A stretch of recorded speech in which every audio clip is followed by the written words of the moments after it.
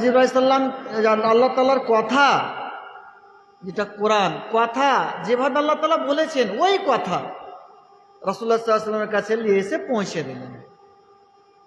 এটা হলো ওহিয়ে মাতলু। আর ওই শব্দগুলোকে রাসূলুল্লাহ সাল্লাল্লাহু আলাইহি ওয়াসাল্লাম মুখস্থ করে নিলেন। এটাকে কোরআন বলা হয়। ওহিয়ে মাতলু মানে যাকে আমরা কোরআন বলি। জিবরাইল আলাইহিস সালাম রাসূলুল্লাহ সাল্লাল্লাহু আলাইহি ওয়াসাল্লামকে তেলাওয়াত করে শুনাইলেন, আর রাসূলুল্লাহ সাল্লাল্লাহু আলাইহি ওয়াসাল্লাম ওই শব্দগুলো মুখস্থ করলেন আর সাহাবায়ে কেরামদেরকে বললেন। এটা হলো ওহিয়ে মাতলু। কোরআন যত আছে এলা ওহিয়ে মাতলু হলো, মানে তেলাওয়াত করে রাসূলুল্লাহ সাল্লাল্লাহু আলাইহি ওয়াসাল্লামকে শিক্ষা দেওয়া হয়েছে। আর গায়র মাতলু, গায়র মাতলু মানে কি, যেটা তেলাওয়াত করে রাসূলুল্লাহ সাল্লাল্লাহু আলাইহি ওয়াসাল্লামকে শিক্ষা দেওয়া হয়নি। ওয়াহিটা যেটা গায়র মাতলু, এটা রাসূলুল্লাহ সাল্লাল্লাহু আলাইহি ওয়াসাল্লামকে তেলাওয়াত করে আল্লাহর শব্দগুলো শোনানো হয়নি, পড়ে শোনানো হয়নি। আল্লাহ তাআলা রাসূলুল্লাহ সাল্লাল্লাহু আলাইহি ওয়াসাল্লামের অন্তরে ওই কথাগুলো দিয়ে দিয়েছেন, কিংবা জিবরাইল মারফত আল্লাহ তাআলা পাঠিয়ে দিয়েছেন রাসূলুল্লাহ সাল্লাল্লাহু আলাইহি ওয়াসাল্লামের কাছে কথাগুলো। ওই কথাগুলো রাসূলুল্লাহ সাল্লাল্লাহু আলাইহি ওয়াসাল্লাম নিজের শব্দে বললেন, শব্দগুলো আল্লাহর নয়, নিজের শব্দ বললেন।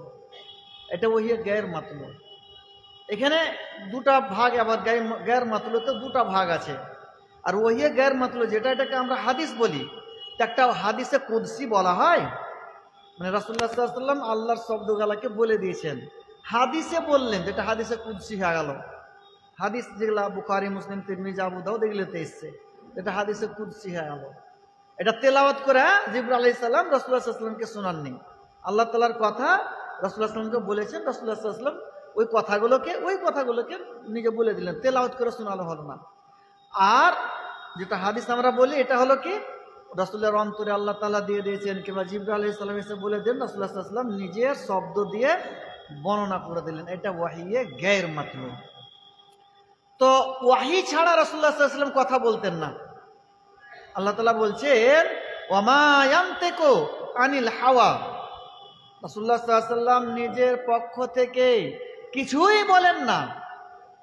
ইন হুয়া ইল্লা ওয়াহয়ু ইউহা, যা বলেন ওয়াহির দ্বারাতেই বলেন।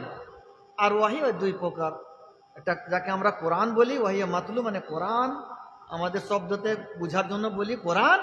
আর আরেকটা হলো হাদিস, ওয়াহিয়ে গায়র মাতলু। তো কোরআন এবং হাদিসকেই আমাদেরকে মানতে হবে।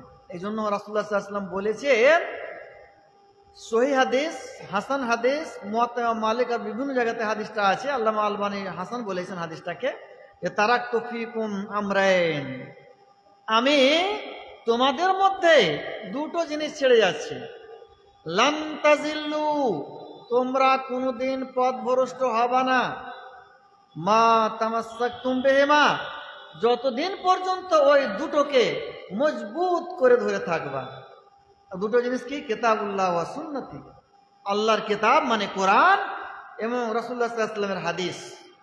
এই দুটো জিনিসকে, এই দুটো জিনিস হলো ওয়াহি, এই দুটো জিনিসকে মজবুত করে ধরে থাকতে হবে, তাহলে আমরা কোনোদিন পথভ্রষ্ট হব না।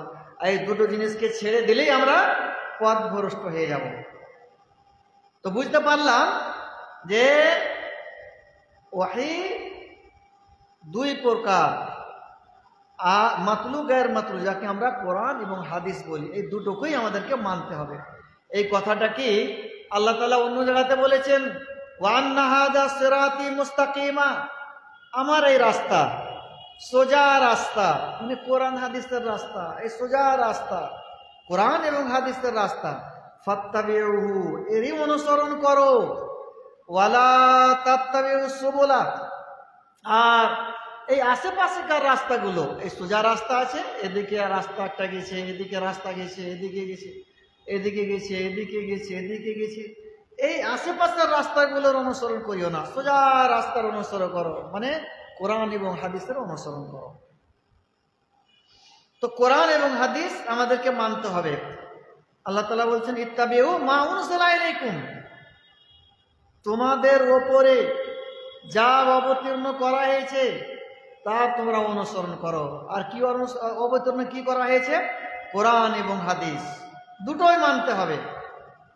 কেউ যদি বলে কোরআনকে মানবো হাদিসকে মানবো না, সে মুসলমান লয়, ইসলাম থেকে খারিজ হয়ে যাবে।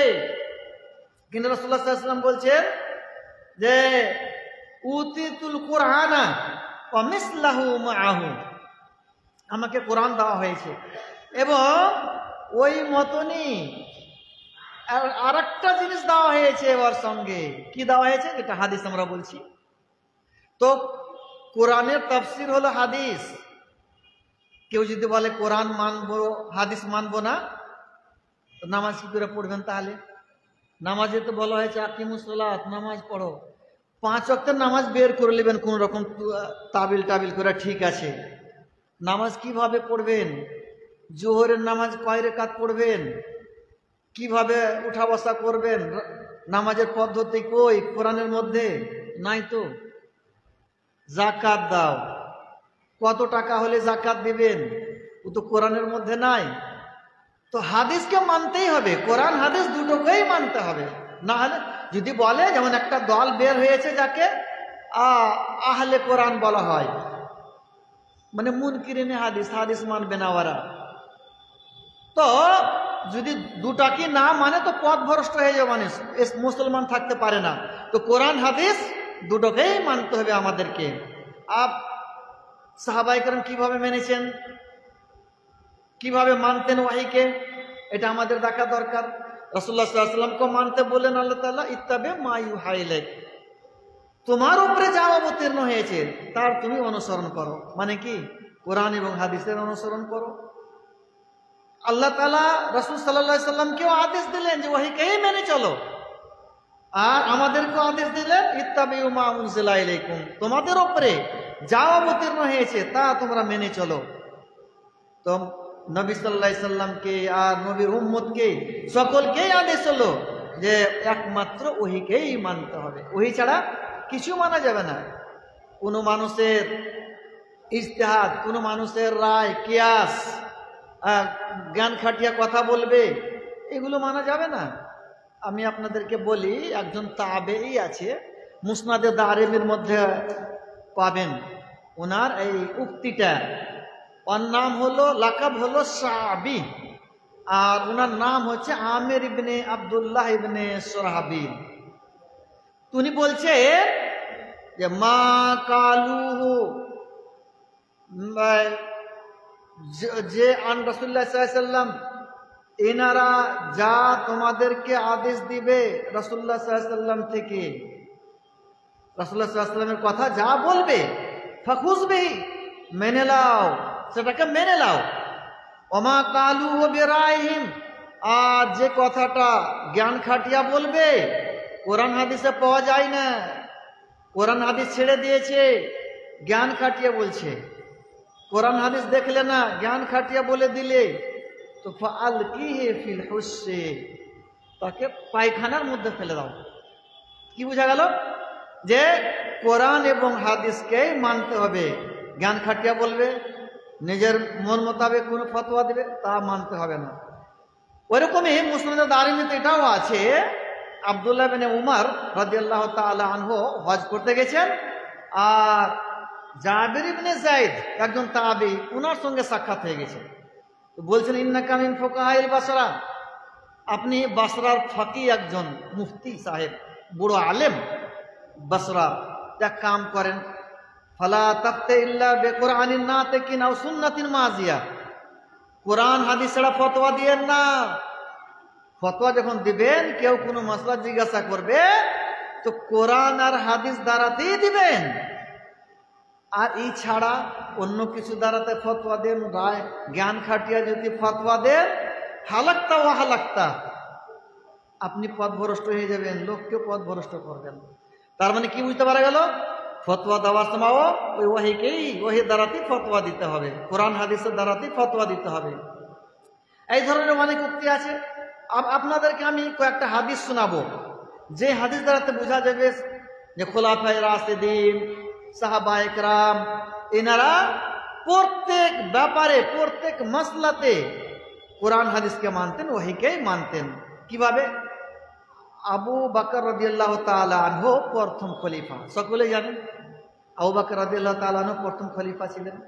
তো উনার কাছে একজন মহিলা এসছে ফতোয়া জিজ্ঞাসা করতে, যে আমার পোতা মারা গেছে। পোতা বুঝেন? পোতা বুঝেন তো?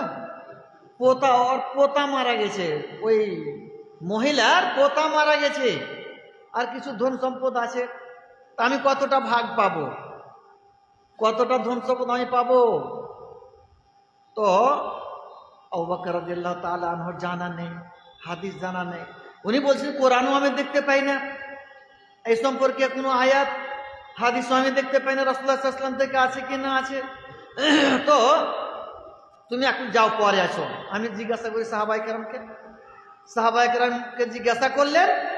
মুহাম্মদ ইবনে মাসলামা বললেন যে আমি শুনেছি রাসূলুল্লাহ সাল্লাল্লাহু আলাইহি ওয়াসাল্লাম 6 ভাগের 1 ভাগ দিয়েছে দাদিকে, পোতার সম্পদের ভাগ দাদিকে রাসূলুল্লাহ সাল্লাল্লাহু আলাইহি ওয়াসাল্লাম দিয়েছেন 6 ভাগের 1 ভাগ। এই হাদিসটা কিন্তু জয়ীফ। একটা মাসলা এখনো বলে দিই, আপনারা জানেন কি জানেন না, যে কোন সময় হাদিস জয়ীফ আছে, ফতোয়া ওয়ারি উপরে আছে। এই হাদিসটা জয়ীফ, কিন্তু ফতোয়া ইয়ারি উপরে আছে।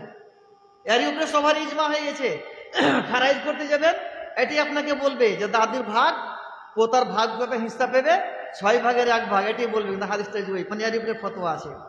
আরো ওই যে পানির ব্যাপারে আছে, এই যা কানাল মাও কুল্লাতাইন, পানি যখন 2 কুল্লা থাকবে, মানে 12 মনের বেশি থাকবে, লাম ইয়াহমালিল খাবাস, অতি যদি গান্দেগি অপবিত্র কোনো জিনিস পড়ে যায় তো পানি অপবিত্র হবে না, পবিত্র থাকবে। ইল্লা আইয়াতাগায়্যারা তা'আমুহু ওয়া রিহুহু ওয়া লাউনুহু, হ্যাঁ পানির যদি রং বদলে যায়, আর টেস্ট বদলে যায়, আর গন্ধ আসতে লাগে, তাহলে কিন্তু সে পানিটা অপবিত্র হয়ে যাবে। এই হাদিসটা ইল্লা আইয়াতাগায়্যারা তা'আমুহু ওয়া রিহুহু ওয়া লাউনুহু, এই দিকটা জয়ীফ আছে। কিন্তু এই জয়ীফটার উপরে ইজমা হয়ে গেছে, এরই উপরে ফতোয়া আছে। রাজে মাসলা এটাই। এরকম আরো অনেক আছে, অনেক হাদিস আছে। যেমন সোনা জাকাত লাগবে, সোনার সবাই জানেন, কোরআন থেকে প্রমাণ আছে সোনার জাকাত লাগবে। কতটি সোনা হলে দিবেন কোরআনে নেই। আবু দাউদের একটা হাদিস আছে, আল্লামা আলবানী ছাড়া সবাই যাই বলেছেন। আল্লামা আলবানী এসে ওকে সহি বললেন, তো তার আগে ওই জয়ীফ হাদিসের উপরেই ইজমা হয়ে গেছিল, ওই জয়ীফ হাদিসের উপরেই ইজমা হয়ে আসলো। তো জয়ীফ হাদিসের উপরে আমল হলো না, ইজমার উপরে আমল হয়ে গেল। তো মাসলা এরকম হয়, হাদিস কোনো সময় জয়ীফ থাকে, কিন্তু মাসলা ওয়ারি উপরে থাকে, ফতোয়া ওয়ারি উপরে থাকে, ওটাকে মানতে হয়। ওর উপরে ইজমা হয়ে গেছে, তখন আমরা ইজমাকে মানলাম, আর জয়ীফ হাদিস মানলাম এটা বলা যাবে না। তখন ফের বলবেন জয়ীফ হাদিস তাহলে মানা যাবে, বলবেন, প্রশ্ন করে দিবেন। জয়ীফ হাদিস তখন মানলাম না, তখন ইজমাকে মানলাম। চলে আসছে আগে থেকে ইজমা, ওইভাবে আমল হয়ে চলে আসছে, সবাই ওটাই ফতোয়া দিচ্ছে, ওরই উপরে ফতোয়া হয়ে গেছে, ওটা একটা ইজমা, ওটাকে আমরা ইজমাকে মানছি, জয়ীফ হাদিস মানি না। তো বলছিলাম কি, আবু বকর রাদিয়াল্লাহু তাআলা আনহু যখন ওই হাদিসটা শুনালেন, মুহাম্মদ ইবনে মাসলামা বলে দিলেন যে আমি রাসূল সাল্লাল্লাহু আলাইহি ওয়াসাল্লামকে শুনেছি, দেখেছি দাদিকে 6 ভাগের 1 ভাগ দিয়েছে, মেনে নিলেন। ওহি পেলেন, মেনে নিলেন, হাদিস পেলেন, মেনে নিলেন। ওইরকমই উমর রাদিয়াল্লাহু তাআলা আনহু, সুনান আবু দাউদে হাদিস আছে, উনি যখন খলিফা ছিলেন তো ওই একটা পাগলি মেয়ে জেনা করেছে, ব্যভিচার করেছে, ধরা পড়লো। আর উমর রাদিয়াল্লাহু তাআলা আনহু ফয়সালা দিয়ে দিলেন যে যাও একে রজম করে দাও। সাহাবায়ে কেরাম গেলেন রজম করার জন্য, ওই জায়গাতে নিয়ে চলে গেছেন, ওখানে রজম করবেন। ওখান দিয়ে আলী রাদিয়াল্লাহু তাআলা আনহু যাচ্ছিলেন। আলী রাদিয়াল্লাহু তাআলা আনহু বলছেন কি ব্যাপার, এই এত লোক কেনে, এই মেয়েটা কি ব্যাপার এখানে কেনে? লোকেরা বলল যে অমুক গোত্রের পাগলি মেয়ে আছে, পাগলি মহিলা, এই জেনা করেছে, ধরা পড়েছে। উমর রাদিয়াল্লাহু তাআলা আনহু একে রজম করার আদেশ দিলেন। আলী রাদিয়াল্লাহু তাআলা আনহু বলছেন না, রজম করা যাবে না, নিয়ে চলো একে, রজম করা যাবে না। উনি গেলেন, সব সাহাবায়ে কেরাম চলে গেলেন, উমর রাদিয়াল্লাহু তাআলা আনহুর সামনে গেলেন, যে বলছেন যে আপনি কি এই মহিলাটাকে রজম করার আদেশ দিয়েছেন? উমর রাদিয়াল্লাহু তাআলা আনহু বললেন হ্যাঁ দিয়েছি। তখন বলছেন আপনি জানেন না রাসূলুল্লাহ সাল্লাল্লাহু আলাইহি ওয়াসাল্লাম বলেছেন 3 প্রকারের মানুষ থেকে কলম উঠিয়ে লাও হয়েছে, মানে এদের গুনাহ লেখা হয় না। তার মধ্যে কি হলো, একটা বাচ্চা, আনিসাবি বাচ্চা, বালেক যতদিন পর্যন্ত না হবে, 14 বছর 15 বছর বয়স যতদিন পর্যন্ত না হবে, অতদিন পর্যন্ত তার গুনাহ লেখা হয় না। ওয়ানিন নায়েম, যারা ঘুমিয়ে আছে, ঘুমান্ত অবস্থায় কত রকম কি করছে মানুষ, দেখতে পেয়েছেন কিনা? ঘুমান্ত অবস্থায় করছেন, এটা করলাম ওটা করলাম ওটা করলাম, অনেক গুনাহ কামও করে দেয়, ওগুলো লেখা হবে না, ওইগুলো গুনাহ লেখা হবে না। ঘুমান্ত অবস্থাতে কিছু করে দেয় মানুষ, যে কোনো কিছু করুক, ওর গুনাহ লেখা হবে না যতক্ষণ পর্যন্ত ঘুম থেকে না জাগবে। আর পাগল মানুষ, অনিল মাজনুন, পাগল মানুষ যতক্ষণ পর্যন্ত তার এই পাগলামোটা ঠিক না হবে, রোগটা ঠিক না হবে, দেহ সঠিক না হয়ে যাবে, অতদিন পর্যন্ত তার গুনাহ লেখা হয় না। যে হাদিস তো আছে, তো এই মহিলাটা কি ব্যাপার, পাগলে মেয়ে তো, এত গুনাহ লেখা হবে না, কে রজম করার কিনা আদেশ দিলেন, তখন আল্লাহ আকবার বলতে লেগেছেন, আল্লাহ আকবার বলতে লাগলেন, যে বিরাট একটা আমাদের হাতে ভুল হয়ে গেছিল, আল্লাহ আকবার আল্লাহ আকবার বলতে লাগলেন, তো মেনে নিলেন সঙ্গে সঙ্গে। এই যে সাহাবা একরাম যেমনি পেতেন হাদিস, সঙ্গে সঙ্গে মেনে নিতেন। কোন আমল করে চলে আসছে করে চলে আসছে করে চলে আসছে, আজকে হাদিস শুনে এলেন, সঙ্গে সঙ্গে মেনে নিতেন। সাহাবা একরামের এটাই আমল ছিল। প্রথম একটা মতভেদ হয়েছিল কয়েকটা, আর হাদিস পেয়ে সঙ্গে সঙ্গে মেনেছেন। এই 3টা ঘটনা বলি, একটাই হাদিসে আছে 3টা কথা। যে রাসূলুল্লাহ সাল্লাল্লাহু আলাইহি ওয়াসাল্লাম যখন মারা গেলেন, উমর রাদিয়াল্লাহু তাআলা আনহু ঘোরাফেরা করছেন। রাসূলুল্লাহ সাল্লাল্লাহু আলাইহি ওয়াসাল্লাম মারা যাননি, এখন অনেক কাফের আছে, অনেক মুশরিক আছে, অনেক ইহুদি নাসারা আছে, রাসূলুল্লাহ সাল্লাল্লাহু আলাইহি ওয়াসাল্লাম মারা যাবেন না, মারা যাননি, কেউ বুঝাইতে পারে না। উমর রাদিয়াল্লাহু তাআলা আনহুকে কেউ বুঝাইতে পারে না, কোনো সাহাবী বুঝাইতে পারেন না যে রাসূলুল্লাহ সাল্লাল্লাহু আলাইহি ওয়াসাল্লাম মারা গেছেন, বুঝছেন না উনি। ওই সময়তে আবু বকর রাদিয়াল্লাহু তাআলা আনহু, ওনার একটা জায়গা বাড়ি ছিল, সুনহু বলে একটা জায়গাতে বাড়ি ছিল। রাসূলুল্লাহ সাল্লাল্লাহু আলাইহি ওয়াসাল্লাম মৃত্যুর খবর শোনার পর উনি ঘোড়ায় চেপে এলেন। আসার পর দেখছেন উমর রাদিয়াল্লাহু তাআলা আনহু ঘুরে বেড়াচ্ছেন, সাহাবায়ে কেরাম আছেন, বলছেন যে মারা যাননি, মারা যাননি, এটাই বলছেন, উনি মানতে চাইছেন না। আবু বকর রাদিয়াল্লাহু তাআলা আনহু রাসূলুল্লাহ সাল্লাল্লাহু আলাইহি ওয়াসাল্লাম বাড়ি চলে গেলেন। তো দেখছেন যে ঢাকা আছেন রাসূলুল্লাহ সাল্লাল্লাহু আলাইহি ওয়াসাল্লাম, ঢাকা আছেন, মানুষ মারা গেলে পারে ঢেকে দিতে হয়। সজ্জিয়া রাসূলুল্লাহ সাল্লাল্লাহু আলাইহি ওয়াসাল্লাম বেবুরদাতিন হিব্রা, রাসূলুল্লাহ সাল্লাল্লাহু আলাইহি ওয়াসাল্লাম হিব্রি চাদর দিয়ে ঢেকে দেওয়া হলো, রাসূলুল্লাহ সাল্লাল্লাহু আলাইহি ওয়াসাল্লামকে হিব্রি চাদর দিয়ে ঢেকে দেওয়া হলো। রাসূলুল্লাহ মানুষ মারা গেলে ঢেকে দিতে হয়, ঢাকা আছে। আবু বকর রাদিয়াল্লাহু তাআলা আনহু গেলেন, যাওয়ার পর মুখমণ্ডল থেকে কাপড় উঠাইলেন, কাপড় উঠার পর চুম্বন দিলেন, আর বললেন যে যা মৃত্যু আপনার আশা ছিল সে চলে এসেছে, আর দ্বিতীয়বার মৃত্যু আসবে না। তারপর বেরিয়ে চলে গেলেন। এখানে একটা কথা বলি, যে অনেক জায়গাতে আছে মৃত্যু মানুষ ঢাকা আছে, আর কেউ হয়তো গেল কাপড়টা একটু হটান তো, হটিয়ে দেখলে দিয়ে বলবে লা ইলাহা ইল্লাল্লাহ, অনেক জায়গাতে বলে, আপনাদের দিকে বলে, কেউর দিকে আপনাদের দিকে বলে। তো ওই সময়তে লা ইলাহা ইল্লাল্লাহ বলার মানে কি হলো? লা ইলাহা ইল্লাল্লাহ বলার মানে হলো যে মৃত্যু ব্যক্তির মুখমণ্ডল দেখার দোয়া লা ইলাহা ইল্লাল্লাহ, এটাই না বুঝা যাচ্ছে, কোনো দোয়া নেই। আবু বকর রাদিয়াল্লাহু তাআলা আনহু মুখমণ্ডল দেখলেন, কোনো দোয়া পড়লেন না।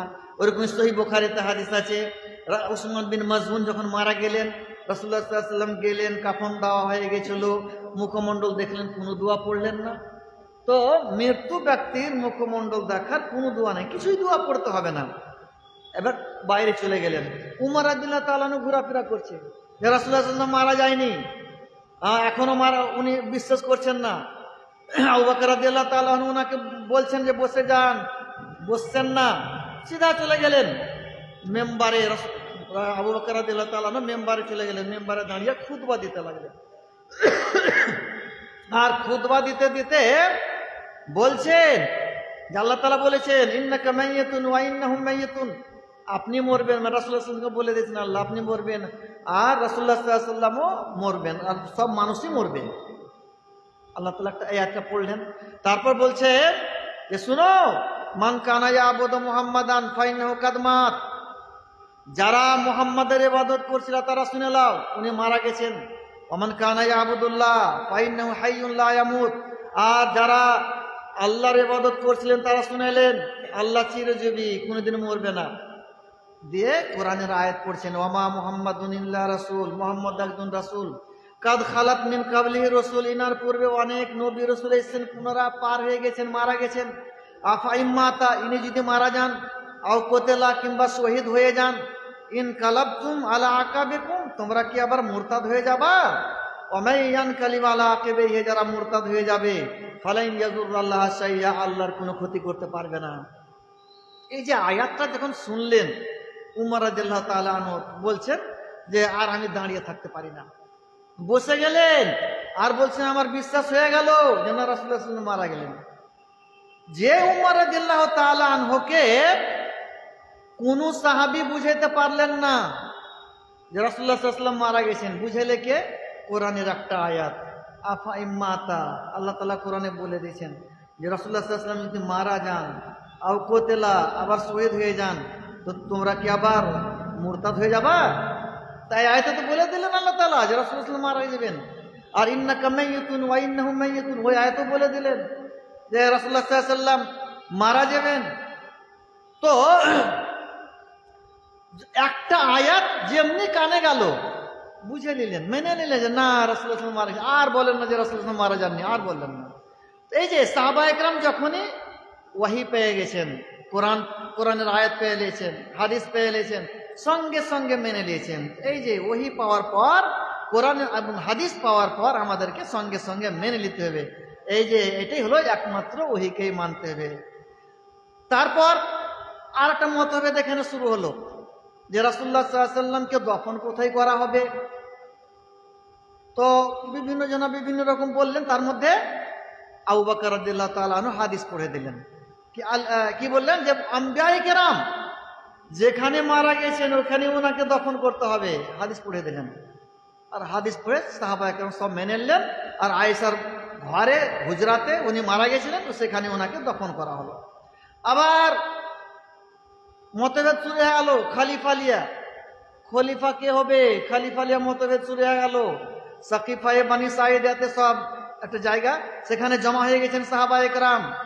আর আনসাররা বলছে আমাদের একটা আমির হবে, একটা আপনাদের আমির হবে, না একটা আনসারের একটা মুহাজিরের, দুটো আমির হবে, মিন্না আমির মিনকুম আমির। আনসারের মধ্যে একজন লোক বলছেন যে আমাদের মধ্যে একজন আমির হবে আর আপনাদের মধ্যে একজন আমির হবে। মতভেদ শুরু হয়ে গেল, দুটা আমির হবে, দুটা আমির হলে তো আরো মতভেদ হবে। তখন আবু বকর রাদিয়াল্লাহু তাআলা আনহু হাদিস শুনিয়ে দিলেন কি, যে রাসূলুল্লাহ সাল্লাল্লাহু আলাইহি ওয়াসাল্লাম বলেছেন যে আল আইম্মাতু মিন কুরাইশ, খলিফা হবে, আমির হবে কুরাইশ বংশের মধ্যে। আর আমরা হলেন কুরাইশের। যে বলছেন যে মিন্না আমিরু ওয়া মিনকুমুল ওয়াজারা, মিনকুমুল ওয়াজারা, আপনাদের ওয়াজির হবে, আপনারা পরামর্শ দিবেন, আর আমাদের মধ্যে আমির হবে। উমরের সঙ্গে বেয়াত করলেন, উমর চাচা আবু বকর রাদিয়াল্লাহু তাআলা আনহুর সঙ্গে বেয়াত করলেন। সমস্ত সাহাবায়ে কেরাম আবু বকর রাদিয়াল্লাহু তাআলা আনহুর সঙ্গে বেয়াত করে নিলেন। তো মতভেদ তো হলো যে আমির কে হবে, খলিফা কে হবে। আর মতভেদ হলো হাদিস পেয়ালেন যে কুরাইশ থেকে হবে, কুরাইশ বংশের থেকে হবে। সমস্ত সাহাবায়ে কেরাম মেনে নিলেন। এইভাবে আমাদেরকে আমল করতে হবে। আর সাহাবায়ে কেরাম যখনই শুনে নিতেন কোরআন হাদিস, রাসূলুল্লাহ সাল্লাল্লাহু আলাইহি ওয়াসাল্লামকে যখনই দেখলেন যে আমল করলেন, সঙ্গে সঙ্গে মানতেন। রাসূলুল্লাহ সাল্লাল্লাহু আলাইহি ওয়াসাল্লামকে দেখলেন যে কোনো আমল করেছেন, সঙ্গে সঙ্গে মেনে নিয়েছেন। অনেক দলিল আছে, তার মধ্যে একটা আপনাদের সামনে আমি বলি যে রাসূলুল্লাহ সাল্লাল্লাহু আলাইহি ওয়াসাল্লাম নামাজ পড়েছেন, সাহাবায়ে কেরাম পিছনে মুক্তাদি আছেন। আর বাইরে নামাজ হচ্ছিল, মসজিদে নয়, বাইরে। নামাজ পড়তে পড়তেই সুনান আবু দাউদে হাদিসটা আছে, আর সহিহ বুখারী তো আছে। সুনান আবু দাউদ কিতাবুস সালাতের মধ্যে আছে, বাবুস সালাতে ফিন্না আলের মধ্যে। নামাজ পড়তে পড়তে একটু পরে রাসূলুল্লাহ সাল্লাল্লাহু আলাইহি ওয়াসাল্লাম জুতো খুলে পার্শ্বে রেখে দিয়েছেন। আর যেমনি সাহাবায়ে কেরাম দেখলেন যে রাসূলুল্লাহ সাল্লাল্লাহু আলাইহি ওয়াসাল্লাম জুতো খুলে পার্শ্বে রেখে দিয়েছেন, সমস্ত সাহাবায়ে কেরাম নিজে নিজে জুতো খুলে ফেলে দিলেন। নামাজ শেষ হলো। নামাজ শেষ হওয়ার পর, সালাম ফেরার পর রাসূলুল্লাহ সাল্লাল্লাহু আলাইহি ওয়াসাল্লাম সাহাবায়ে কেরামকে জিজ্ঞাসা করছেন যে মা হামালাকুম আলা ইলকাইকুম নিআলাকুম, তোমরা আপন আপন জুতো খুলে কেন ফেললে? রাসূলুল্লাহ সাহাবায়ে কেরাম বলছেন রাআইনাকা, আমরা আপনাকে দেখলাম, আলকাইতা না আলাইকা, আপনি জুতো খুলে দিয়েছেন, ফাআলকাইনা না আলাইনা, আমরাও খুলে দিলাম, আমরাও ফেলে দিলাম খুলে। তখন রাসূলুল্লাহ সাল্লাল্লাহু আলাইহি ওয়াসাল্লাম বলছেন দেখো, তোমাদের মধ্যে কেউ যখন নামাজ পড়তে আসবে তো নিজের জুতোকে জেনে ভালোভাবে দেখে নেয়। জুতোতে ময়লা লেগে থাকে তো মাটিতে রগড়ে নিবে, আর যদি ময়লা লেগে না থাকে তো জুতো পরে যেন নামাজ পড়ে। তো জুতো পরে নামাজ পড়বেন কোথায়? খালি ফাঁকা ময়দানে। মসজিদে যদি জুতো পরে নামাজ পড়তে আসেন তো মসজিদ ময়লা হয়ে যাবে। ওই হাদিসটার পরে একটা হাদিস আছে যে রাই তো রাসূলুল্লাহ সাল্লাল্লাহু আলাইহি ওয়াসাল্লাম ইউসাল্লি হাফিয়ান ওয়া মুনতাইলা, রাসূলুল্লাহ সাল্লাল্লাহু আলাইহি ওয়াসাল্লাম দেখলাম যে জুতো পরে রাসূলুল্লাহ সাল্লাল্লাহু আলাইহি ওয়াসাল্লাম নামাজ পড়েছেন, কোনো সময় খালি পায়ে নামাজ পড়েছেন। আপনার দু রকম হাদিস হয়ে গেল, জুতো পরেও নামাজ পড়তে পারেন, খালি পায়ে নামাজ পড়তে পারেন। তো মসজিদে যখন নামাজ পড়বো আমরা তো খালি পায়ে পড়বো, কেন জুতো নিয়ে এলে তো মসজিদ ময়লা হয়ে যাবে, আর কাপড় ধুলে সব ময়লা হয়ে যাবে। তো বাইরে পড়বেন তো জুতো পরে পড়তে পারেন, জুতো খুলেও পড়তে পারেন, কোনো ব্যাপার নেই। আচ্ছা, একটা মনে করেন এবার জানাজা পড়েন, তো মসজিদে কমই হয়, মসজিদে জানাজা পড়া জায়েজ আছে, সহিহ হাদিস আছে, সহিহ মুসলিমে হাদিস আছে। রাসূলুল্লাহ সাল্লাল্লাহু আলাইহি ওয়াসাল্লাম সাহাল আর সোহেল দুজন ছেলে জানাজা মসজিদে পড়েছিলেন। তো মসজিদে জানাজা পড়া জায়েজ আছে, কিন্তু হয় না আমাদের দিকে, বিল্লাকে পানি বৃষ্টি হলে হয়। এবার রাসূলুল্লাহ সাল্লাল্লাহু আলাইহি ওয়াসাল্লাম জানাজার আলাদা জায়গা ছিল, ঈদগাহ যেমন ছিল জানাজারও জায়গা ছিল। তো বাইরে জানাজার জায়গা করাটাই ভালো, উত্তম তারিকা উঠে এসে, ঠিক আছে। এবার জানাজা পড়তে পড়তে দেখবেন অনেক মানুষকে দেখবেন ওই অনেক দূরে একবারে জুতো খুলে চলে আসে কিনা দেখেছেন? কোনো ব্যাপারই নেই। যেখানে ফরজ নামাজ জুতো পরে রাসূলুল্লাহ সাল্লাল্লাহু আলাইহি ওয়াসাল্লাম পড়লেন, তো ও তো জানাজা, ও তো আরো হবে জুতো পরে চপ্পল পরে হবে। ঠিক আছে, খুলতে পারেন, জুতা চপ্পল খুলে জানাজা পড়তে পারেন, পরাও পারেন, দুরকমই আছে, দুরকমই চলবে। খুলে দেন, কোন ব্যাপার নাই, খুললে গুনাহ হবে না, খুলতে পারেন। কিন্তু খুললে পরে রাখবেন কোথায়? ওটা সুনান আবু দাউদে হাদিসে দুই পায়ের মধ্যখানে, দুই পায়ের মধ্যখানে রাখতে হবে। জানাজা পড়ার সময় জুতো চপ্পল খুলবেন তো দুই পায়ের মধ্যখানে রাখতে হবে। অনেক ভাইকে দেখবেন যে জানাজা পড়ার সময় জুতা চপ্পল খুলে দিয়েছে, আবার জুতার উপরে চপ্পলের উপরে দাঁড়িয়ে গেছে। এটা দেখেছেন এটা? তো আল্লামা মোহাম্মদ নাসিরউদ্দিন আলবানী এতখানি মোটা বই লিখেছেন আহকামুল জানাইজ। ওই কিতাবের মধ্যে শেষ দিকে বেদাউল জানাইজ গণালছেন, জানাজার কি কি বেদাত। তার মধ্যে একটা হলো এটা, জুতা চপ্পল খুলে দিয়ে জানাজা পড়ার সময় জুতা চপ্পল খুলে দিয়ে আবার জুতা চপ্পলের উপরে দাঁড়ানো, এটা একটা বেদাত। পূর্ণ খুলে দেন আপনি, খুলে দুই পায়ের মধ্যে রেখে দেন, না তো জুতা চপ্পল পরেই জানাজা পড়ে। কিন্তু জুতা চপ্পল খুলে দিয়ে আবার জুতা চপ্পলের উপরে দাঁড়ানো, এটা একটা বেদাত, এটা করবেন না। আর অত দূরে খোলারও প্রয়োজন নেই, খুলবেনই আপনি তো, এসে খুলেন, এখানে খুলেন, দুই পায়ের মধ্যেখানে রেখে দেন। বুঝতে পারলেন? তাই আমি বলছিলাম হাদিসটা কেন, একটা মাসলা এটা সাবেত হলো যে জানাজা পড়তে পারেন, 5 ওয়াক্তের নামাজ পড়তে পারেন, খোলা ময়দানে পড়লে পারে জুতা চপ্পল পরে নামাজ পড়া যাবে। আর একটা মাসলা কি সাবেত হলো, যে কারণে হাদিসটা আমি বর্ণনা করেছি সেটা, যে রাসূলুল্লাহ সাল্লাল্লাহু আলাইহি ওয়াসাল্লামকে সাহাবায়ে কেরাম যখন দেখতেন, গরম হলে হবে না, তো হবে না, ঠান্ডা পানি খেয়ে তো খুকি যাবে না। তো যদি রাসূলুল্লাহ সাল্লাল্লাহু আলাইহি ওয়াসাল্লামকে সাহাবায়ে কেরাম যখনই দেখতেন যে কোনো আমল করলেন, সঙ্গে সঙ্গে আমল করতেন। হ্যাঁ, এ দেখলেন নামাজ পড়তে পড়তে, ভালো করে বুঝবেন কথাটা, নামাজ পড়তে পড়তে জুতা খুলে রাসূলুল্লাহ সাল্লাল্লাহু আলাইহি ওয়াসাল্লাম রেখে দিলেন, জুতাটা খুলে রেখে দিলেন। নামাজের অবস্থায় সাহাবায়ে কেরাম দেখলেন, এটা বরদাস্ত হচ্ছে না। যখন এই নামাজটা শুরু করে দিয়েছি, ওই জুতা পড়েইলি, এটা সালাম ফিরার পর জিজ্ঞাসা করবো যে আল্লাহ রাসূল, এই জুতো পরে কি নামাজ পড়া চলবে না? আপনি খুলে দিলেন কেন? দিয়ে আমল করবো না, সেটা বরদাস্ত হলো না। নামাজ পড়তে পড়তে দেখলেন, খুলে রাখলেন, নামাজ পড়তে পড়তে সাহাবায়ে কেরাম খুলে দিলেন, সঙ্গে সঙ্গে খুলে দিলেন। তো এই যে সঙ্গে সঙ্গে আমল করলেন, এটা এই হাদিস দ্বারাতে বুঝতে পারা গেল। তো আমাদেরকে এইভাবে আমল করতে হবে, সঙ্গে সঙ্গে আমল, যেমনি শুনবো হাদিসে আছে সঙ্গে সঙ্গে আমল করতে হবে, আর কোরআনের আয়াতে আছে সঙ্গে সঙ্গে আমল করতে হবে, মেনে নিতে হবে। আর একটা হাদিস যেটা সভাপতি সাহেব বলেছেন, ইশারা করেছেন হাদিসটার দিকে, সুনান আবু দাউদে হাদিস আছে। সুনান আবু দাউদে ইমাম আবু দাউদ শেষ দিকে কিতাবুস সালাতের শেষ দিকে বাব বেঁধেছেন, বাবু মান সাল্লা লিগাইরিল কিবলা সুম্মা আলেমা। এটা সহিহ বুখারী তো হাদিস আছে। মানে কোনো মানুষ নামাজ পড়েছে, নামাজ পড়তে পড়তে কিবলা কোন দিকে বুঝতে পারেনি। কিবলা মানে কাবা, আমরা নামাজ পড়ি কোনকে? কাবার দিকে মুখ করে, কিবলার দিকে মুখ করে। তো কাবা এখান থেকে পশ্চিমে পড়ে, এই জন্য আমরা পশ্চিম দিকে মুখ করে নামাজ পড়ি। আসলে পশ্চিম দিকে মুখ করি না, আসলে কাবার দিকে মুখ করি। তো কাবা কোন দিকে আছে, কিবলা কোন দিকে আছে বুঝতে পারেননি, এমন জায়গাতে চলে গেছেন। কোনো জঙ্গলে চলে গেছেন বা কোনো আলগা জায়গাতে চলে গেছেন, তখন বুঝতে পারবেন না, দীর্ঘ লেগে যায় মানুষকে। এদিকে পশ্চিম আছে তো মনে করো এটা পশ্চিম, এরকম হয়ে যায়। তো আপনি এদিককে পশ্চিম মনে করে বা এদিককে পশ্চিম মনে করে নামাজ পড়ে নিয়েছেন। আবার পরে জানতে পারলেন আর এদিকে মুখ করে নামাজ পড়ে নিলাম, এদিকে পশ্চিম ছিল, কিবলা তো এদিকে আছে। আর কি করবেন, আপনার নামাজ হয়ে গেছে, আর নামাজ ধরে হবে না। এবার দলিল হলো ওই হাদিসটা যে রাসূলুল্লাহ সাল্লাল্লাহু আলাইহি ওয়াসাল্লাম মক্কা থেকে মদিনা গেলেন, আর তখন রাসূলুল্লাহ সাল্লাল্লাহু আলাইহি ওয়াসাল্লাম বাইতুল মাকদিসের দিকে মুখ করে নামাজ পড়তেন। বাইতুল মাকদিস ফিলিস্তিনে আছে, কিন্তু রাসূলুল্লাহ সাল্লাল্লাহু আলাইহি ওয়াসাল্লামের ইচ্ছা ছিল যে কাবাকে কিবলা বানা হোক। এই জন্য বারবার আসমানের দিকে তাকাতেন যে কখন ওহী আসবে আর আমি কাবার দিকে মুখ করে নামাজ পড়বো। তো শেষ পর্যন্ত কাবাকে কিবলা বানিয়ে দেওয়া হলো। আর সব প্রথম নামাজ তারিখের হিসাবে, তারিখের বই হিসাবে, যেটা মসজিদে কিবলাতেন বলে। এখন যারা হজ করতে গেছেন মসজিদে কিবলাতেন দেখতে পাবেন, সেখানে রাসূলুল্লাহ সাল্লাল্লাহু আলাইহি ওয়াসাল্লাম জোহরের নামাজ 2 রাকাত বাইতুল মাকদিসের দিকে আর 2 রাকাত কাবার দিকে মুখ করে নামাজ পড়েছিলেন। এটা প্রচার হয়েছে তখন থেকে এখন পর্যন্ত, এটা তারিখের বইয়ে পাওয়া যায়। কিন্তু হাদিস থেকে যেটা পাওয়া যাচ্ছে যে রাসূলুল্লাহ সাল্লাল্লাহু আলাইহি ওয়াসাল্লাম সর্বপ্রথম আসর নামাজ পড়েছিলেন যে কাবার দিকে মুখ করে। ঠিক আছে, আসরই হলো, তো এটা বলতে পারা যায় যে গোটাই নামাজটা রাসূলুল্লাহ সাল্লাল্লাহু আলাইহি ওয়াসাল্লাম কাবার সাউন্ড বেশি হয়ে গেছে, সাউন্ডটা কমিয়ে দেন তাহলে খুব খেতে হয়ে যাবে, টান সেটাতে সাউন্ড কমিয়ে দেন একটু। তো কাবার দিকে মুখ করে গোটাই নামাজটা 4 রাকাতই নামাজটা আসরের পড়লেন, কাবার প্রথম নামাজ।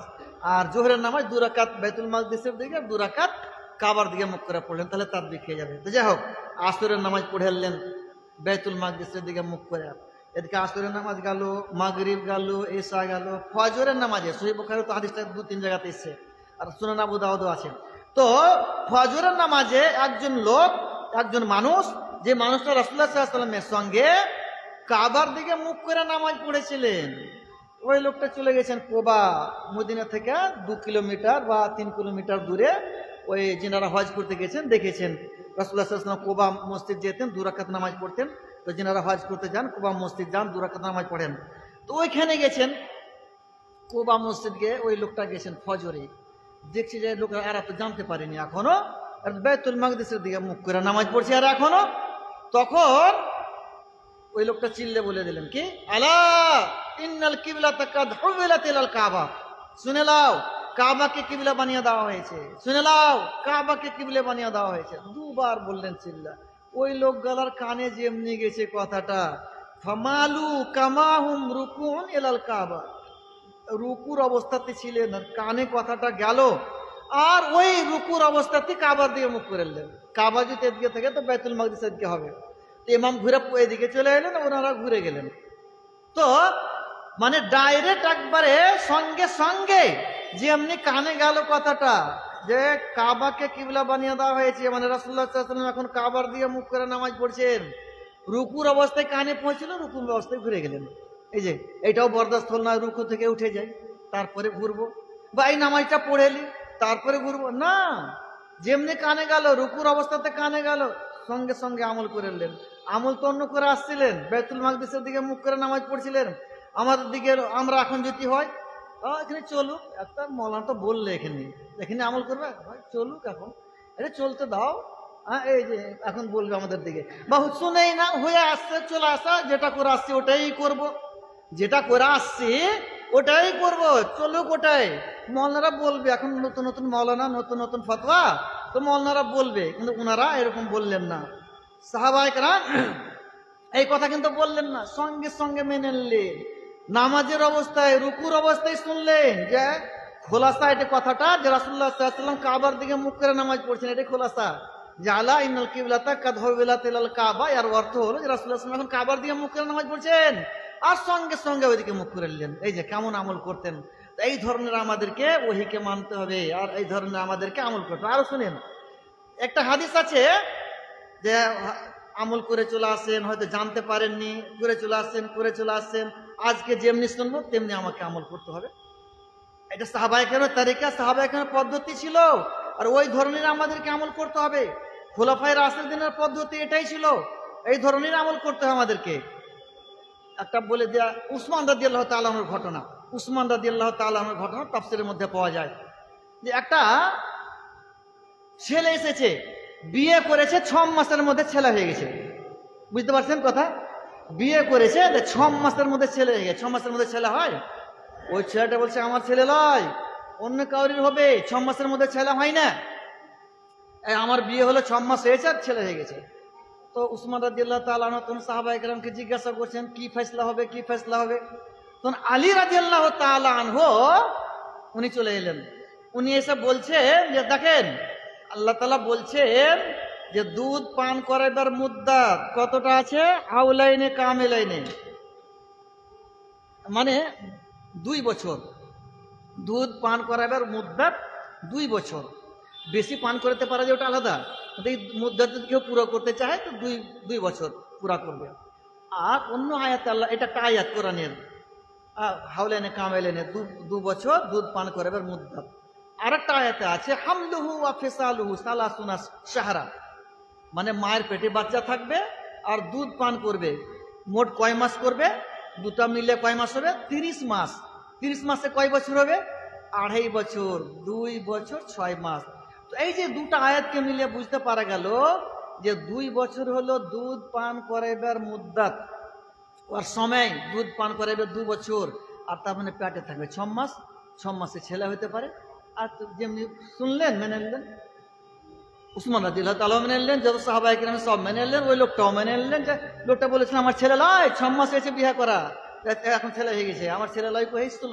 কিন্তু হাদিস কোরআন থেকে বুঝিয়ে দিলেন, দুটো আয়াতকে মিলিয়ে বুঝিয়ে দিলেন।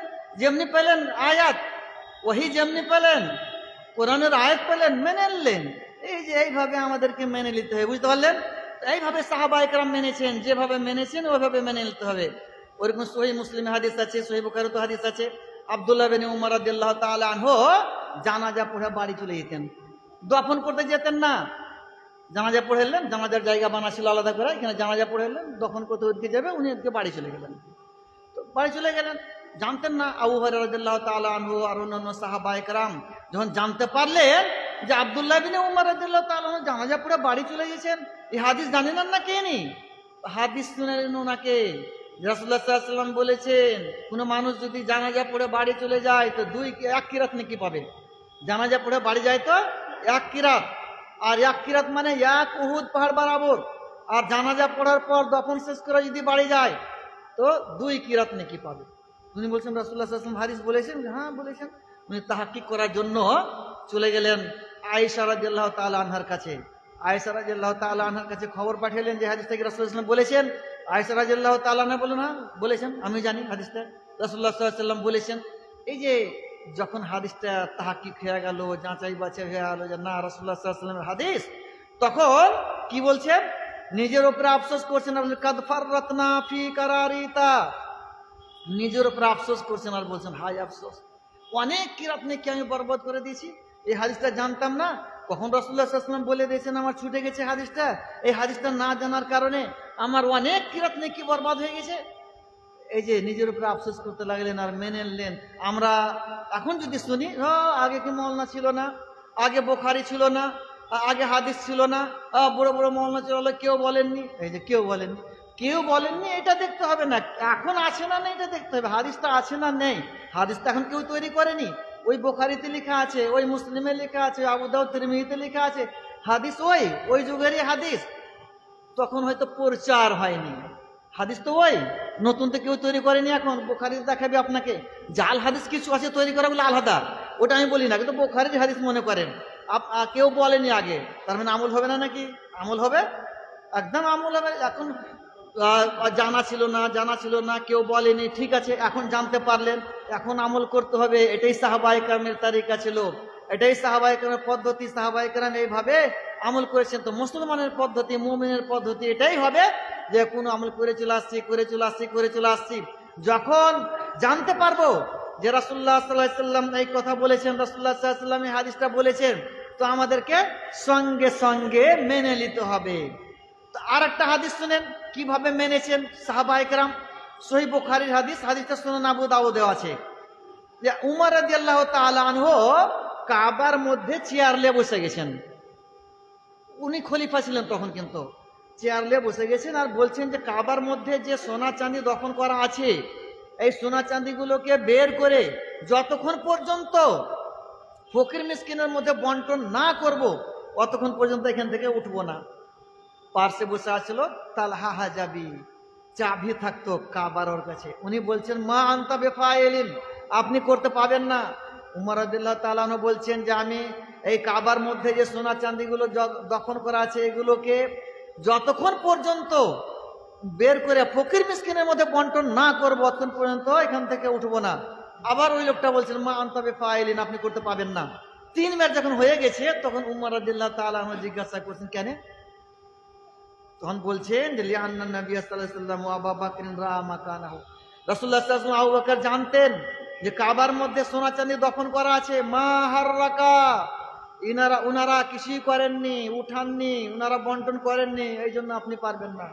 রাসূলুল্লাহ সাল্লাল্লাহু আলাইহি ওয়াসাল্লাম করেননি, ওই জন্য করা না। যেমনি হাদিস পেলেন বুঝতে পেরেলেন যে না রাসূলুল্লাহ করেননি, রাসূলুল্লাহ সাল্লাল্লাহু আলাইহি ওয়াসাল্লাম করেননি, উঠে চলে গেলেন। হুমাল মারআনে ইউক্তাদা বিহিমা, আর রাসূলুল্লাহ সাল্লাল্লাহু আলাইহি ওয়াসাল্লাম আবু বকর ওনাদেরই আমাদেরকে অনুসরণ করতে হবে, আর উঠে চলে গেলেন। এখানে একটা কথা বলি, সোনা চাঁদির কথা এলো।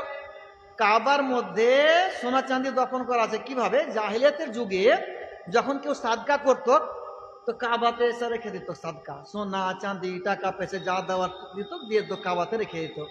ওই সোনা চাঁদিগুলো যখন কাবা তৈরি করে তো কাবার মধ্যে ওই জাহিলিয়াতের যুগে কাবা তৈরি হয়েছিল তখন, তো কাবার মধ্যে রেখে দেওয়া হয়েছিল, কেউ বের করেনি। আর এখন পর্যন্ত রাখা আছে, কেউ বের করতে পারবে না। কেন?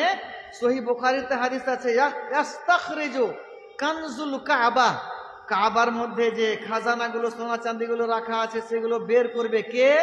জুসওয়াইকাতাইন মিনাল হাবসা, হাবসা মানে সুডানের একজন লোক আসবে, ছোট ছোট পাও হবে তার, সে আসবে আর কাবাকে টুকরা টুকরা করে ভেঙে দিবে আর ওই সোনা চাঁদিগুলো বের করে নিয়ে যাবে। তার আগে কেউ বের করতে পারবে না। তো রাসূলুল্লাহ সাল্লাল্লাহু আলাইহি ওয়াসাল্লাম বের করেননি, আবু বকর উমর কোন খলিফা কেউ বের করেননি, এখন পর্যন্ত রাখা আছে। তো যখন জেনে নিলেন যে রাসূলুল্লাহ সাল্লাল্লাহু আলাইহি ওয়াসাল্লাম করেননি, তো না তাহলে আর করা যাবে না। তো যখনই সাহাবায়ে কেরাম হাদিস শুনেছেন রাসূলুল্লাহ সাল্লাল্লাহু আলাইহি ওয়াসাল্লাম করেননি, সঙ্গে সঙ্গে ছেড়ে দিয়েছেন, করেছেন সঙ্গে সঙ্গে করেছেন। এই অনেক এই ধরনের দলিল আছে। যেমন যখন মদকে হারাম করা হলো, মদ আগে হালাল ছিল, 3 বারে হারাম করা হয়েছে, 3 বারে আস্তে আস্তে আস্তে হারাম করা হয়েছে। যখন শেষবার হারাম করা হলো ইন্নামাল খামরু ওয়াল মাইসিরু ওয়াল আনসাবু ওয়াল আজলামু রিজসুম মিন আমালিশ শাইতান ফাজতানিবুহু বলে হারাম যখন করা হলো, রাসূলুল্লাহ সাল্লাল্লাহু আলাইহি ওয়াসাল্লাম এলান করতে পাঠিয়ে দিলেন যে যাও এলান করে। সব বেলাল রাদিয়াল্লাহু তাআলা আনহুকে এলান করতে পাঠিয়ে দিলেন। বেলাল রাদিয়াল্লাহু তাআলা আনহু যা এলান করছেন যে মদ হারাম করে দেওয়া হয়েছে, মদ হারাম করে দেওয়া হয়েছে। ওই সময়তে আবু তালহার বাড়িতে কিছু সাহাবায়ে কেরাম মদ পান করছিলেন। তো আবু তালহা আনাসকে বলছেন যে দেখো তো কি এলান হয়েছে। এসব বললেন যে মদ হারাম করে দেওয়া হয়েছে। আর যেমনি শোনা মদ হারাম করে দেওয়া হয়েছে, মুখে জেনে নিয়েছিলেন কুল্লি করে ফেলে দিলেন, যা হাতে ছিল গিলাসে তো গিলাস ফেলে দিলেন, আর কলসিতে ছিল তো কলসি উল্টে দিলেন। মদিনার গলিতে পানি যেমন বহে, রাস্তাতে বৃষ্টি হতে পানি বহে কিনা, ওরকম মদ বইতে লাগলো। ইমাম বুখারী বাবু বেঁধেছেন যে মদকে রাস্তাতে বহিয়ে দেওয়া, বাপ বেঁধেছেন। তো রাস্তাতে বহিয়ে দিলেন সাহাবায়ে কেরাম মদকে। তো যেমনি শুনলেন তেমনি আমল। তো আমাদেরকে এইভাবে আমল করতে হবে, বুঝতে পারলেন? ওই যে একদিন জিজ্ঞাসা করেছিল এই মসজিদে, আমাকে মনে হয় যে না কোন মসজিদে জিজ্ঞাসা করে প্রোগ্রামে, যে জর্দা গুল যারা খায়, গুল করে জর্দা খায়, এগুলো তো মানে হারাম জিনিস, তো মানে ছাড়তে যে পারি না, তো কি করবো, কোথায় জিজ্ঞাসা করে দেবো। তো আল্লাহ তাআলা মদ হারাম করেছে 3 বারে। তো আপনারাও করেন, যদি একেবারে না পারছেন। কেউ কে দেখবেন যখন কচলেলে তামাক কচলেলে তো হ্যাঁ এটা হারাম জি ফেল দিলে, কিংবা তামাকটা ডিব্বাটা দিলে চালিয়া করছে কিনা, আবার ফের কিনে নিলে তো ফের শুরু করে দিলে। তো এরকম মানে প্রশ্ন হচ্ছে যে কি করবো তাহলে। তো যদি এরকম হয় তো আস্তে আস্তে ছাড়েন তাহলে, কিন্তু ছেড়ে দিতে হবে। কমিয়ে 3 বার খেয়েছিলেন তো 2 বার খান, 1 বার খান, ছেড়ে দেন। এরকম করে কমিয়ে বুঝতে পারলেন, ছেড়ে দেন, অভ্যেস হয়ে যাবে, ছেড়ে দিতে পারবেন। সাহাবায়ে কেরামের মতন ঈমান হলে পরে তো সঙ্গে সঙ্গে ছেড়ে দিতে হবে। সাহাবায়ে কেরাম অত অভ্যেস ছিল মদ পান করার, ঈমান দেখেন কত মজবুত, সঙ্গে সঙ্গে মেনে নিলেন আর সঙ্গে সঙ্গে ছেড়ে দিন। ওইরকম ঈমান আমাদের হওয়া চাই। যদি না আছে অনেক মানুষের নেই হয়তো, তো আস্তে আস্তে ছাড়বেন, তো 2-3 দিনে ছেড়ে দেন, 5 দিনে ছেড়ে দেন, কিন্তু ছেড়ে দেন, যত হারাম জিনিস সবকে ছেড়ে দেন, বুঝতে পারলেন? তো রাসূলুল্লাহ সাল্লাল্লাহু আলাইহি ওয়াসাল্লামের যুগে সাহাবায়ে কেরাম বা রাসূলুল্লাহ সাল্লাল্লাহু আলাইহি ওয়াসাল্লামের পরে সাহাবায়ে কেরাম যখন হাদিস শুনেছেন সঙ্গে সঙ্গে মেনে নিয়েছেন। তা আমাদেরকে ওই রকমই আমল করতে হবে। আর একটা হাদিস বলবো, দিয়া শেষ করব, ভালো করে শুনে নিলেন সাজকাটটা। উমর রাদিয়াল্লাহু তাআলা আনহু খলিফা ছিলেন, তো উনি ডেকে পাঠালেন আবু মুসা আশআরীকে।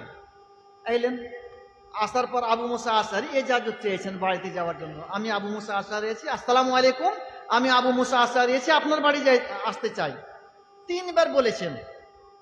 উমর রাদিয়াল্লাহু তাআলা আনহু বাড়ির ভিতরে ছিলেন, উনি মনে মনে বলছেন যে এই কথাগুলো বলবেন তো চলে আসবেন, এই জন্য চলে আসুন এই কথাটা কিন্তু বললেন না। শুনেছেন বাড়ির ভিতর থেকে ঠিক, চলে আসুন কথাটা বললেন না, কোনো সাড়া পেলেন না, এনে ঘুরে চলে গেলেন। খানিক পর যখন দেখছেন উমর রাদিয়াল্লাহু তাআলা আনহু যে আবু মুসা আশআরী তো এলেন না, তখন বুঝায় ডাকো ডাকো ডাকো, এই আবু মুসা আশআরীকে ডেকে আনো, কেন আমার বাড়ি এলেন না? ডাকা হলো, উনাকে জিজ্ঞাসা করা হলো যে আপনাকে ডেকেছিলাম, আপনি কেন এলেন না আমার বাড়ি? তখন উনি বলছেন না, আমি এসেছি তো, 3 বার ইজাজত চেয়েছি আপনার বাড়ি আসার জন্য, বাড়ির ভিতর থেকে কোনো সাড়া পেয়ে নিয়ে ফিরে গেছি।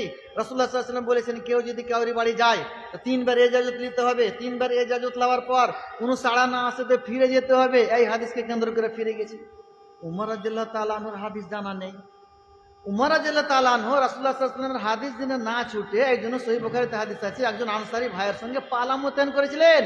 একদিন তুমি থাকবে রাসূলুল্লাহ সাল্লাল্লাহু আলাইহি ওয়াসাল্লামের কাছে হাদিস শুনবে, আমি যাব কাজে, যা হাদিস শুনবে আমাকে রাত্রে বলে দেবে, তারপর দিন আমি থাকবো, তুমি যাবে নিজের কাজে, যা হাদিস আমি শুনবো তোমাকে বলে দেবো, যেন হাদিস না ছুটে। এই নিয়তে পালা মোতায়েন করেছেন, তবুও কাম করে ছুটে গেছেন।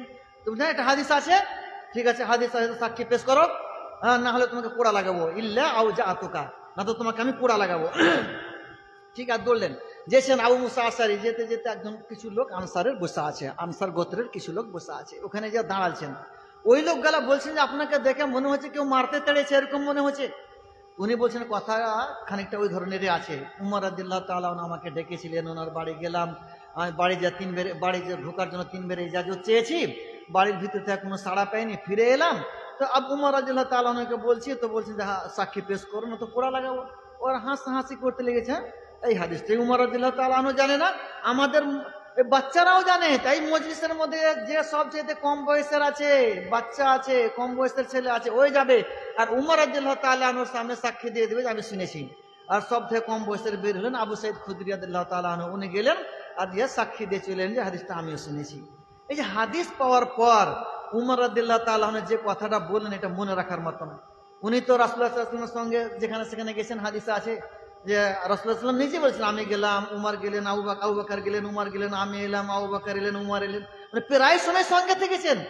তবু ওই যে হাদিসটা ছুটে গেছে, তো কি বলছেন উনি, আলহানি আস্তাফাকু বিল আসওয়া, হায় আফসোস, ব্যবসা করতে গেছি বাজার, আর বাজারে ব্যবসা করতে যা আমার এই হাদিসটা কখন ছুটে গেছে, নিজের উপরে আফসোস করছেন। এটা বলেন না যে রাসূলুল্লাহ সাল্লাল্লাহু আলাইহি ওয়াসাল্লামের সঙ্গে থেকেছি, রাসূলুল্লাহ সাল্লাল্লাহু আলাইহি ওয়াসাল্লামের সঙ্গে যেখানে সেখানে গেছি, আমি জানবো না তোমরা জানবে, এই কথা বললেন না।